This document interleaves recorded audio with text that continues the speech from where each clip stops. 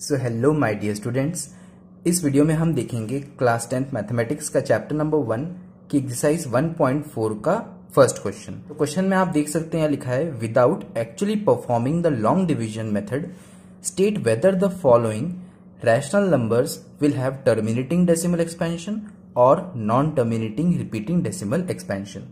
तो इस क्वेश्चन में यहाँ कहा गया है लॉन्ग डिवीजन यानी जो डिवाइड होता है उसको किए बगैर आपको बताना है कि जो रैशनल नंबर्स यहाँ गिवन है उनमें से कौन से रैशनल नंबर्स का डेसिमल एक्सपेंशन टर्मिनेटिंग है और कौन से रैशनल नंबर्स का नॉन टर्मिनेटिंग एंड रिपीटिंग है। तो ये आपको यहाँ पर बताना है, लेकिन डिवाइड नहीं करना बिना डिवाइड किए। तो इसके लिए मैंने आपको इंट्रोडक्शन पार्ट में बताया है कि कैसे आप बिना डिवाइड किए पता कर सकते हैं। तो हमने यहाँ पर देखा था कि टर्मिनेटिंग अगर हमें चेक करना है तो उसके लिए जो Q है उसके फैक्टर्स 2 हो या फिर 5 हो या दोनों हो। अगर ये ऐसी कंडीशन हो जाती है तो डेसिमल एक्सपेंशन उसका टर्मिनेटिंग होता है। अदरवाइज Q के फैक्टर्स 2 और 5 के अलावा कोई और हो या 2 और 5 के साथ कोई और फैक्टर आ जाए तो उसका decimal expansion non terminating and repeating होता है। ये आपको पता होना चाहिए। बस यहाँ पर हम सिंपली सॉल्व कर लेंगे। यहाँ पर जो आपका Q है वो क्या है? Q है 3125। अब इसके फैक्टर्स हम निकाल लेते हैं तो हमें Q के फैक्टर्स मिल जाएंगे। तो फैक्टर्स निकालना बहुत ही सिंपल होता है। यहाँ पर हम इसको कैलकुलेट करेंगे, राइट। बट यहाँ ध्यान देना है आपको कि जो ये रैशनल नंबर दिया है इसमें जो नंबर से को प्राइम है या नहीं। तो ये देखिए प्राइम नंबर है 13, तो ये तो ऑब्वियसली इनको डिवाइड करने वाला 1 के अलावा कोई और नहीं होगा, यानी कि ये को प्राइम नंबर्स हैं। तो हम यहाँ पर अब इसको कंसिडर करेंगे Q और फिर हम इसके फैक्टर्स निकालेंगे। ये आपको हर क्वेश्चन में ध्यान देना है। तो यहाँ पर देखिए 5 है लास्ट में, तो ये 5 से डिवाइड हो जाएगा। 5 6 30, 1 बचेगा रिमाइंडर 12, 5 2 10, फिर 5 5 25, ये हो जाएगा 5 से डिवाइड। फिर 5 1 5 फिर से करेंगे क्योंकि लास्ट में 5 है, तो यहाँ बचेगा 5 2 10 और 5 5 25, तो 125 टाइम्स चला जाएगा ये। फिर 125 को देखेंगे तो 5 फिर से 5 है लास्ट में, तो 5 से डिवाइड हो जाएगा, तो ये 25 टाइम्स जाएगा। फिर 5 5 25 एंड 5 1 5, तो इसके फैक्टर्स क्या आ गए?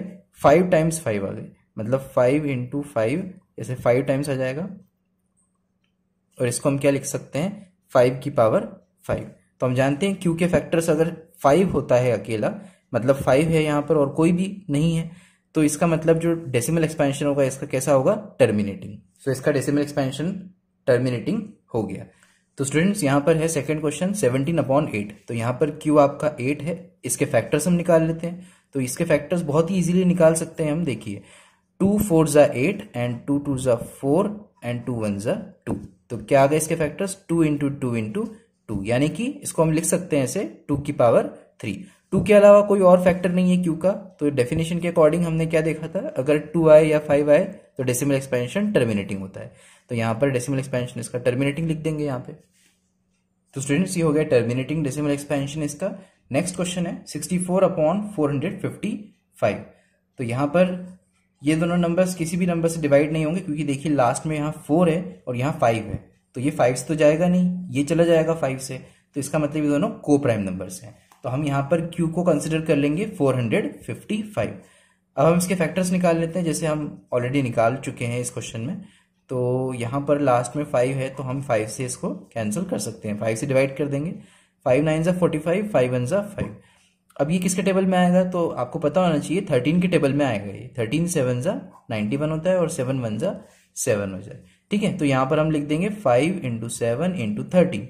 ये 3 फैक्टर्स आ गए आपके 455 के, सिंपल। अब इसके बाद यहाँ देखो आप Q के फैक्टर्स में 5 तो है, बट उसके अलावा कोई और भी आ गया। तो इसका मतलब हम क्या लिखेंगे? As factors of Q has 7 and 13 along with 5। मतलब 5 के साथ यहाँ 7 और 13 आ गया है। इसका मतलब इसका डेसिमल एक्सपेंशन कैसा होगा students? Non terminating and repeating, ठीक है। तो इसके बाद हम देखते हैं नेक्स्ट 15/1600।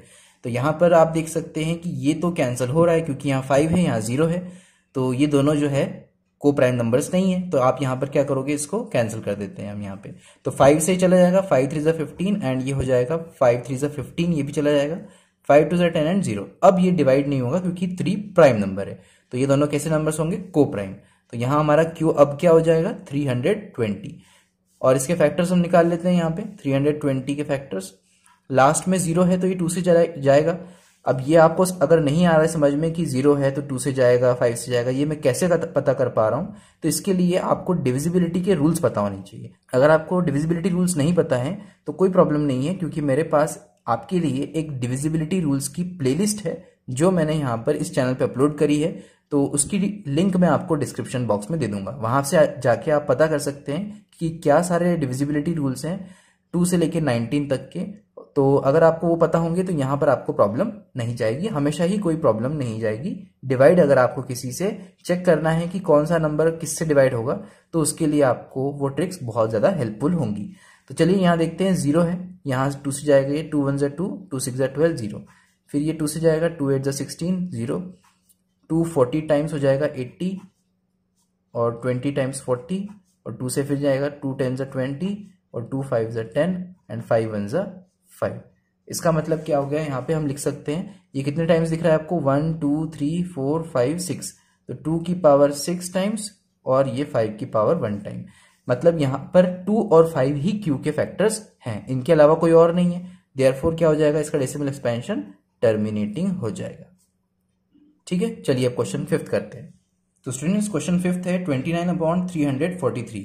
अब 343 और 29 तो आपको पता है ये प्राइम नंबर है, तो ये दोनों को प्राइम हो गए, तो हमारा क्यू यहाँ पर हो गया 343।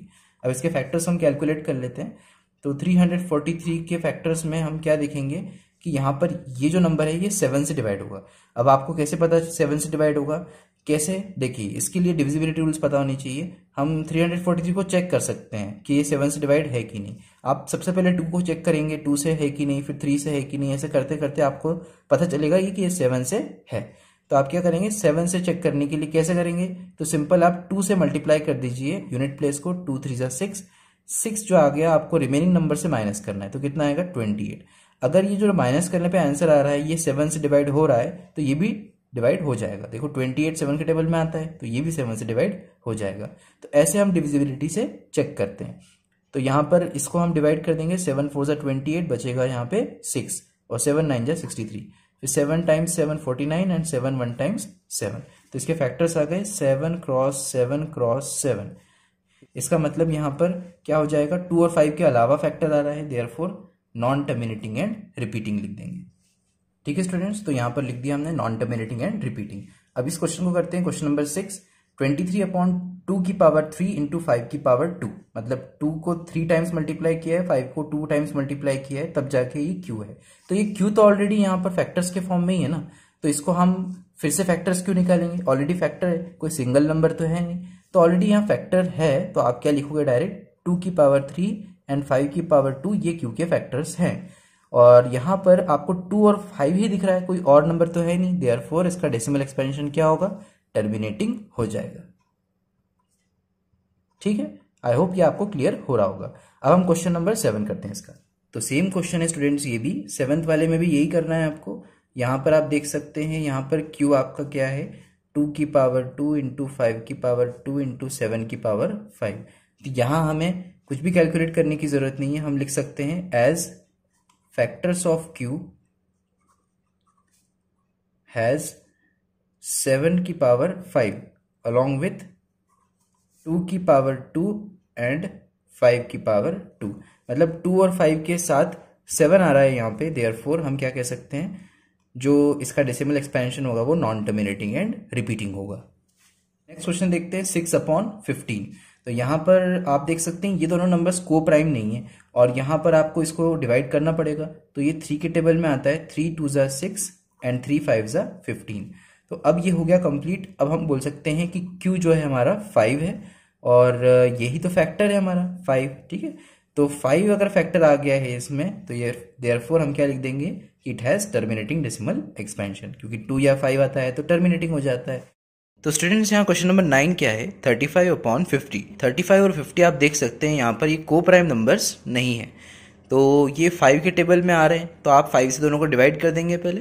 तो 5 7 35 हो जाएगा, और 5 10 50। ठीक है, तो 7/10 आ गया। तो इसको सॉल्व करके मैंने लिख दिया है यहाँ पे। तो क्यू आपका क्या है, यहाँ पे 10 है, और 10 जो है 10 के फैक्टर्स क्या है, 2 इंटू 5। ठीक है, 2 5 10 होता है, तो यहाँ पर 2 और 5 ही क्यू के फैक्टर्स आ रहे हैं। इसका मतलब इसका डेसिमल एक्सपेंशन क्या हो जाएगा, टर्मिनेटिंग। ठीक है, चलिए नेक्स्ट क्वेश्चन करते हैं इसके बाद। तो स्टूडेंट्स क्वेश्चन नंबर 10 करते हैं, 77/210, ये लास्ट क्वेश्चन है। तो 77 7 के टेबल में आता है और ये भी 7 के टेबल में आता है ना, 7 3 21, तो ये को प्राइम नहीं है, तो आप पहले इसको सॉल्व करके लिखेंगे। तो यहाँ आ जाएगा 7 1 7 और 7 1 7, 11 टाइम्स चला जाएगा ये, और यहाँ पर 7 3 21 और 0। अब आ गए ये दोनों नंबर्स को प्राइम। तो अब हम यहाँ पर क्या करेंगे, क्यू हमारा हो जाएगा 30, और 30 के फैक्टर्स आप निकालोगे यहाँ पे, तो क्या होगा, 2 15 टाइम्स 30 होगा, और 3 5 15 एंड 5 1 5। तो आप देख सकते हैं यहाँ फैक्टर आ गए 2 इंटू 3 इंटू 5। यहाँ पर 2 और 5 के अलावा 3 आ गया है, इसका मतलब हम क्या लिखेंगे, as Q has factors 2 and 5 along with 3। ये 2 और 5 के साथ 3 आ गया फैक्टर, तो इसका मतलब देयरफॉर जो डेसिमल एक्सपेंशन होगा वो क्या होगा, नॉन टर्मिनेटिंग एंड रिपीटिंग। ठीक है स्टूडेंट्स, तो हमने लिख दिया नॉन टर्मिनेटिंग एंड रिपीटिंग, क्योंकि 2 और 5 के साथ 3 भी एक फैक्टर आ गया है। ठीक है, आई होप ये आपको क्वेश्चन समझ में आ गया होगा। नेक्स्ट वीडियो में हम नेक्स्ट क्वेश्चन को सॉल्व करेंगे। Thank you so much for watching, see you in the next video.